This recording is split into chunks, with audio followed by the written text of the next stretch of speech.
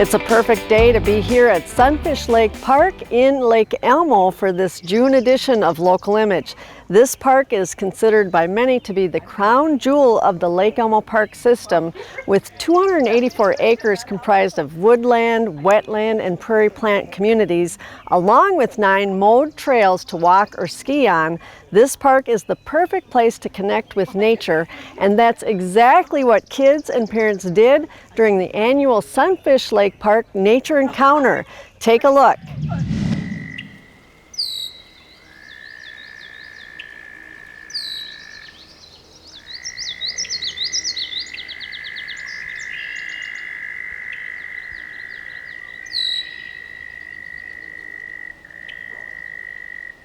I want to introduce new generations of children to the wonders of being in the quiet, to being in nature. There's so many other attractions that there are for children nowadays, technology-wise, and I want them to see that it's a magical place here. Family Nature Day at Sunfish Lake Park. We're in Sunfish Lake Park in Lake Elmo, one of what we consider the gem parks of the area. It's wildlife, it's quite a natural area, a lot of animals, a lot of different trees, flowers. Right now there's a lot of wildflowers in the park. Well, today what we wanted to do is really attract the families and the children, because often when you come here, you'll find that the people who have been here longest are older, use the park all the time, but the young families who are coming in haven't had the opportunity to experience this beautiful park. Sometimes they don't even know it exists. So there's a lot of attractions for young kids, and we wanted to bring the family in so they can really see what this park's all about. It's so exciting to see these young kids come down, and they're just bursting with energy, and there's so much enthusiasm about being outside and being in nature. And this is just such a fabulous treasure that we have in the city to allow people to come and experience nature. I'm from Carpenter Nature Center. He says hi. I'm from Carpenter Nature Center, and I'm here just with a variety of animals to teach people about some of the animals that they could find in this area, animals native to the St. Croix River Valley. As an educator, I like to be able to bring animals to people, to be able to show them up close, because it kind of puts a face to environmental issues. For example, the Blandings turtle that I have with me today is on the threatened species list in Minnesota and Wisconsin, and it's being considered for federal listing as endangered.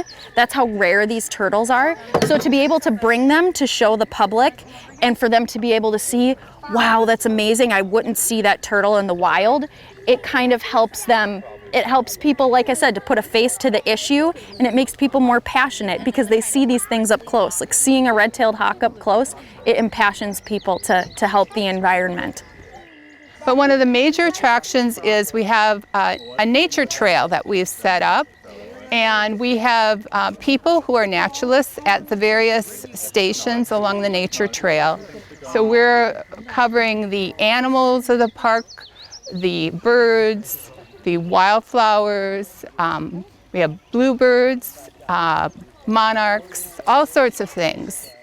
My favorite part of today is seeing everybody's happy faces when they see the animals up close. It's such a joy to see great big eyes and smiles and giggles and things like that, because they're having fun while they're learning about nature, and I hope that someday a lot of the kids that are here will become environmental scientists or naturalists or choose some sort of career path where they're protecting nature.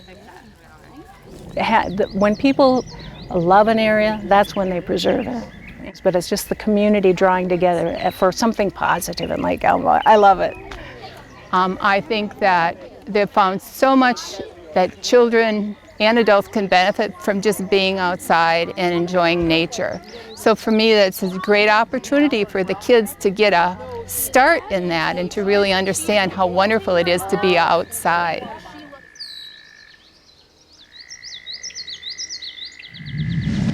We'll come back here to Sunfish Lake Park in Lake Elmo to meet a local author who shares her experience and her book on becoming a perfect pet parent right after this local image look inside the first ever Northeast Metro Community and Business Expo held recently inside the Vadnais Sports Center.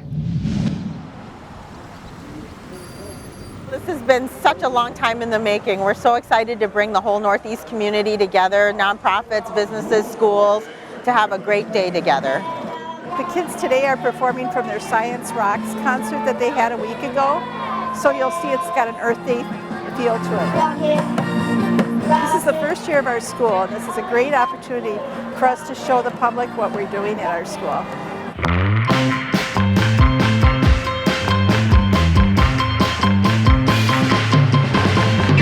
It's our first time. We modeled it after an event that they do in Woodbury.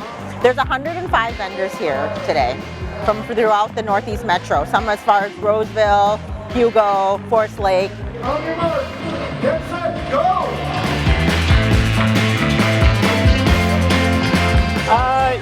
It's harder than you think because really the money doesn't flow up. You've got to kind of kick up a little more, try to get it up, and then the bill's really small, so you got to have almost large hands to grab more in there. So it's harder than it looks. Let's put it that way. Very impressed with this. This is the first time I've been here. It's very nice and done. I hope they do it again. So.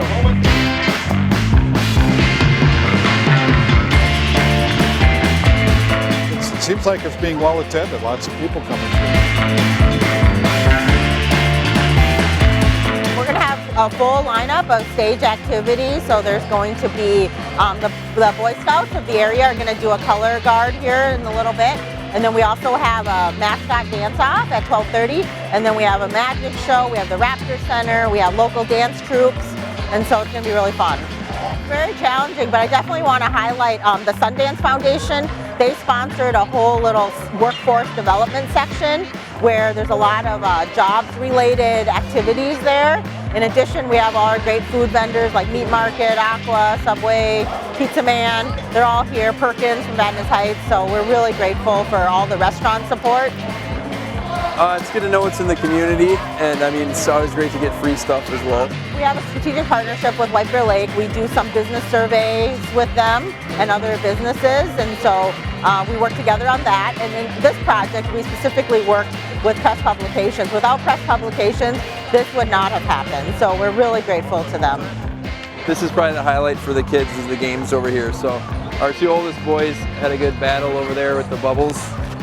The mission of the VHEDC is to promote economic development in the trade area. So we're made up of businesses that work in and around the area. We're 30 years old. We're a private nonprofit, and our goal is to just work on things that help businesses connect with one another, promote economic development, promote economic vitality, that people know who we are, the area, and that's really our main goals. Well, Merrick is part of the Vadnais Heights community since 2003, and it's important to us to not only be known as a local nonprofit in the services we do, but also to be involved in some of its civic activity to give something back to the community so that people can be proud of where they live or work. And coming out here and seeing all these wonderful organizations or businesses that are here is a community celebration, so we wanted to be part of that. It would be cool to see the local businesses around, and we knew it would be just a good experience to see everyone come out. Yeah, just getting to interact with people from White Bear and around here. It's really cool. Well, we wanted a chance to bring people together. One of our missions is to be a conduit for economic development, and really that happens through people knowing about who's in and around the trade area. And so it's not so much just about selling your product here today or just creating awareness about your organizations, but one thing I've really already appreciated in the short few hours we've started with the setup is just seeing people who work in the area connect with one another, you know, exchanging business cards, getting to know each other, realizing that they can work together, and that to me is just as valuable. Here at Sunfish Lake Park in Lake Elmo, dogs and their owners can often be found walking side by side down the park's meandering nature trails. One such dog owner recently paused with her two dogs to share with me her positive pet parenting approach, which is the subject of her new book. Meet super pet parent Donna Ciccone. Well, Donna, thank you for joining me here at Sunfish Lake Park with, of course, Jazz and Jive. Jazz is this He's the this boy. guy, and Jive Is the girl. is the girl. And how old are they? Jazz is 11 and Jive is 7. Okay, so you've had a few years with these dogs. I've had them both since they were 9 weeks old, Judy. Awesome. Yeah. We're here to talk about your brand new book that just came out, Being a Super Pet Parent. Congratulations. That's Thank so you. exciting. And just so folks know watching this, we go back a ways because you actually had a show at our community television station, which you talk about in the book. Just tell people a little bit about what you did and your interesting background. Well, Jazz was my co-host for a TV show. When Jazz came into my life, I had a whole different experience with dogs being in my life, and it seemed to me there were so many people so educated. The vets, the trainers, everybody they had such a different perspective about dogs, such a level of respect and understanding. It felt like a movement of trying to change people's thinking about dogs in general, and I felt like I wanted to be a part of it. But I obviously wasn't a vet and I wasn't a trainer, but what I had done was TV shows in corporate America. So one thing led to another. You know how those things happen. They evolve, you don't plan them, and we had a TV show. Jazz was my co-host. We had 48 episodes. I had so many experts on the show. I learned so much from all these wonderful people who love dogs and want to make the world a better place for them. Why was there a need, do you think, for this book now? When I had my first Portuguese water dog, which wasn't Jazz or Jive, it was a dog named Breezer, I looked back on that experience when Jazz and Jive came into my life, and it was so very different. I made decisions with Breezer from a perspective of not being so fully engaged with him as I am Jazz and Jive. It was more like he was loved, he was fed, but it was kind of engaging him was sort of at my convenience when I had time to spend time with him. Having responsibility for a dog is is not that unlike a child. They are a different species, so there are some definite differences, but they're very, very demanding. They need attention, they need time, they need exercise, they need food, they need love. They need so much, and when you engage them in that from that perspective, it's a whole different experience. Right. And for me, reading your book, I've never owned a dog. I've had a cat. I learned so much in reading this book about dogs and the care and there's so much to know, and really this book covers, everything from A to Z. A big part of this book is the socialization process. What's different in the way that you approach kind of how you deal and handle and love your dogs as opposed to maybe some of the traditional ideas of the parent is the dominant person over the dog, and you discuss that so well in your book, but what are some ideas you want people to understand? First of all, that dogs are sentient beings. By that I mean they have feelings. They feel pain, they feel joy, they feel fear, and that's very important to keep in our mind because too many times we sort of make them objects in our lives, and the law does define them as an object. If you have a divorce, the dog becomes part of the furniture. In terms of so it's important to realize that they're a sentient being. And for that reason, they really don't fit that alpha myth, that alpha concept very well. The alpha concept was somehow determined to be the way to train dogs, be dominant, be in charge. But there's been much research done since then that's proven of the wolves, because dogs are descendants of wolves, they've transferred that concept to dogs. But in studying wolves, they've learned that wolves live in family groups and there is no alpha pack member. There's natural dominance like there is in every species, I think, between the parent and the child. You respect your parents and have a sense of they're dominant over you in some fashion because they're your parent. And that's the same thing when you parent a dog. The dog in the dog world, of course, feels that for their parent, but you just have that natural dominant relationship. You don't have to force it. It's not alpha, and you don't have to force any dominance with them. They're already dependent on you for food, for lodging, for care, for safety. That's already there. They know that. You don't have to prove that point. And so I believe because of that, the alpha concept is a myth, and what you need to do is be the parent, set the boundaries, but do it in a positive, loving way. Okay. Use all right. positive training techniques. Yeah, and in this book, you provide so much great research to kind of emphasize what you're talking about. What were some of your favorite parts of putting this book together, and that you think people really will kind of take something away from? What a great question. Yeah. Nobody's asked me that one yet. I think my favorite part is, I really think the perspective of thinking of the dog as a member of your family from a parent perspective, and to engage them. Jibe, we need you to be down. Jibe, we need you down. Did you just sit down? So gentle. Thank you. Good girl. Just lay down, please. To think of being with dogs, having dogs in your family from a parent perspective, and realizing that they are indeed a different species, respecting all those differences, but engaging them as a true family member, and always being conscious of that. When you travel, think that they need water. My dogs have their little travel bags, whether they're for a long distance or a short distance. They have their own sleeping place in the house. They have their own crate, their own sleeping bed. They have their own toy box full of toys. So they have their own eating area. They have their own play area, a fenced-in backyard. So it's really building your family life around the fact that these are very sentient, live members of your family, and yet a canine species. Right. And why is this book good for a newbie? Somebody who's just brought a dog into their life for the first time. Considering even bringing a dog into because my first two chapters really talk about why you even want a dog and what motivates us to want a dog.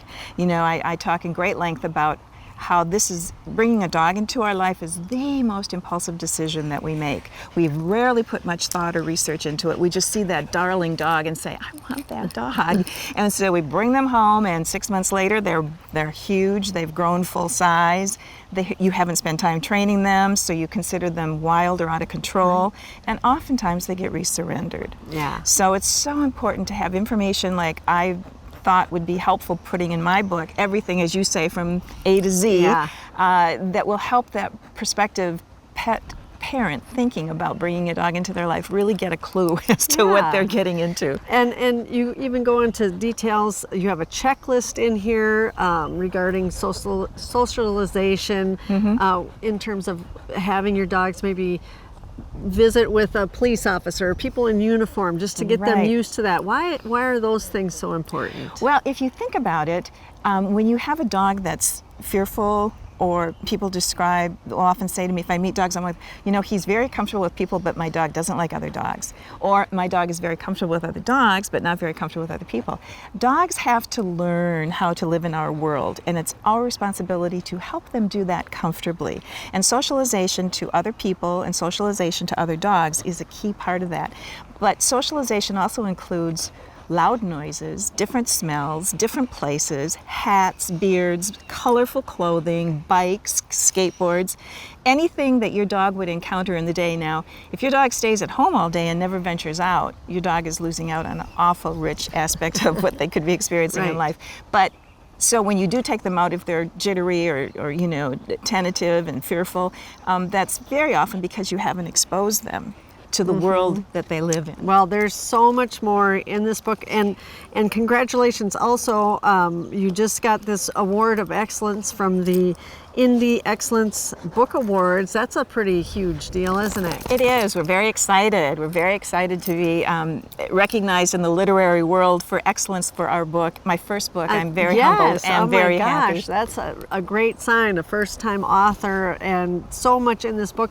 And you're also going to be doing a TED Talk at some point. Yes. You want to tell us about that? The TED Talk is scheduled for August of this summer in Wilmington, Delaware, and it's the TEDx Wilmington, Delaware conference. So it's an all-day schedule of speakers, and it's a huge event. Their conferences are very, so I'm so honored. Well, congratulations on all the success. If people want to find out more about where to buy your book or where to find out more about you, I'm sure you have all the website information. We do. It's very simple. It's jazzandjive.com. Jazz and Jive.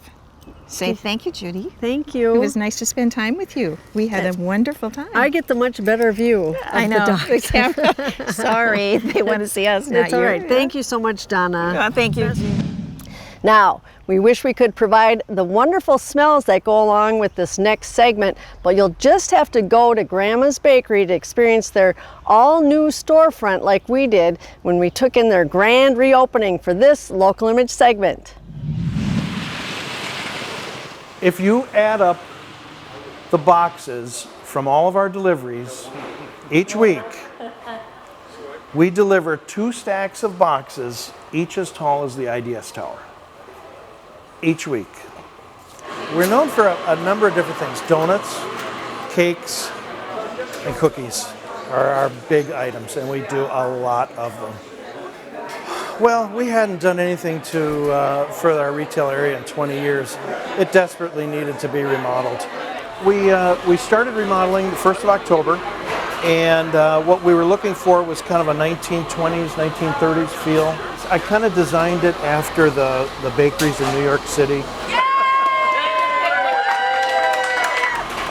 We did a pressed copper ceiling and the old style mosaic kind of floor, Carrara marble countertops, mahogany cases. They're beautiful. They are. The state-of-the-art showcases, but it is everything that I hoped it would have been and everything that we dreamed about, and it just turned out great. We're really pleased with the results, and I think we nailed it. I really worked on the plans for this for about 9 years and talked to other bakers around the country. I'll bet I visited over 100 bakeries to get ideas, and we kind of took the best from each, and we've created something that feels old, but it's, let's face it, we're in an office park kind of environment, but it's not cheesy in any way. It's really quite true to an old-time business. But we did a lot of work on the outside to make people know that there is a retail store here. You know, they say typically you should see about a 10% increase in business when you remodel. It's been a lot better than that. Over 25% increase in sales. Yeah, I wish I would have done it years ago. So this is nice. We have offices for everybody now, where before we used to have 10 people share one tiny little desk. And they used to sign up to use a computer. Before, my office used to be 8 by 8.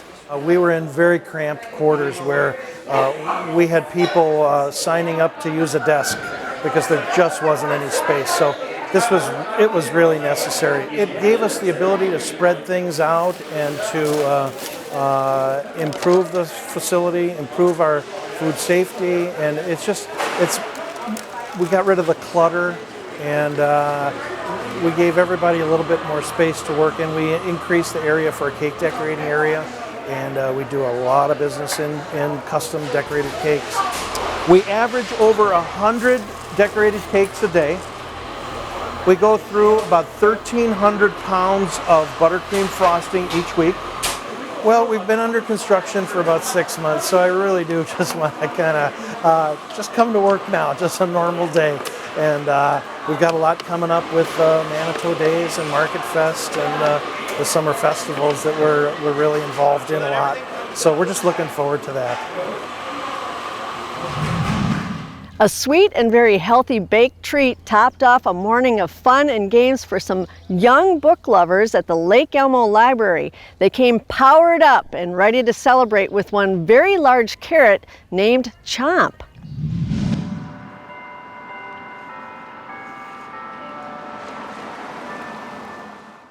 Okay, let's try another one. Your turn. Who's in this picture?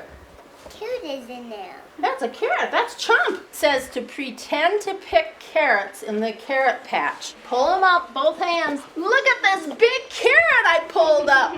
Oh my gosh. It's pretty big, isn't it? We won't eat you today, Chomp. We'll save you for playing. We need a new playmate at the library.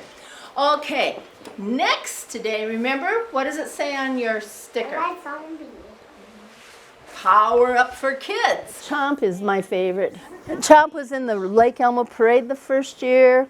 We walked down the street together handing out literature. I didn't know I could walk 3 miles, but I knew Chomp did. Chomp is magic. He just is. Kids love him. He's our superhero, and when kids know that Chomp is encouraging them to eat more fruits and veggies and to be outside and be active and less screen time, they listen and they love him. Be careful, Cynthia shouted. Thank you, said the goldfish. They walked under the hot sun. The Lake Elmo Library likes to celebrate Chomp's birthday, and so this is his 3rd year. I have 1, 2, 3 chomps, so they can each read a book when we're done eating cookies.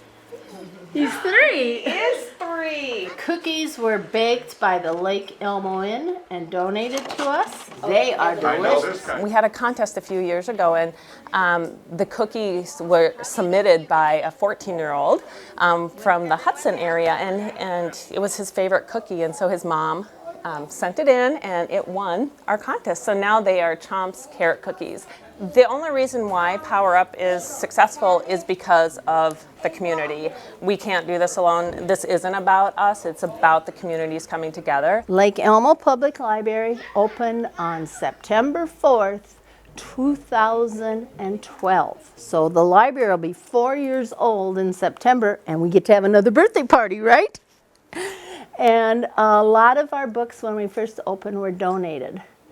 And as people started donating, they'd buy a current book and they donated it, and we built up our resources here, and we got a $10,000 grant to add picture books this past year. Lake Elmo Library has been our little gem here. Julene and the rest of the gals, they always are giving us a call saying, hey, what can we do next?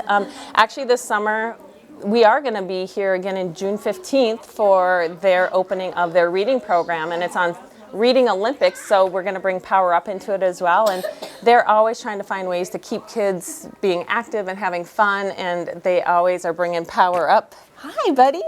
Because we are a city-owned library, we have the capacity to change to meet the community needs. And Power Up is one that's been very flexible with us to bring in activities and teach kids good nutrition, and even parents learn from it. What was your favorite game today? The basketball. The basketball one. How many balls did you get in the hoop, do you think? Lots. Hey, everybody come grab some. Can you get them in? Are you guys getting them in? This is an initiative sponsored through Lakeview Health and Health Partners, and we're a 10-year initiative, which makes us a little different than a lot of initiatives where we're here kind of long-term, and the idea isn't for Power Up again to go out and do something. It's about bringing partners like Lake Elmo Library, Lake Elmo Inn, the schools. Everybody is doing their part to help make it easier for kids to grow up healthy. Thank you for the carrot cookies today, Chomp. Go to our website. It is powerup4kids.org. Be sure to check out all of the great events happening this summer at the Lake Elmo Library, and please join me again next month for more local stories featuring the people, places, and events happening here in our northeast suburbs. Until then, I'm Judy Skyvoss, and I do thank you for watching Local Image.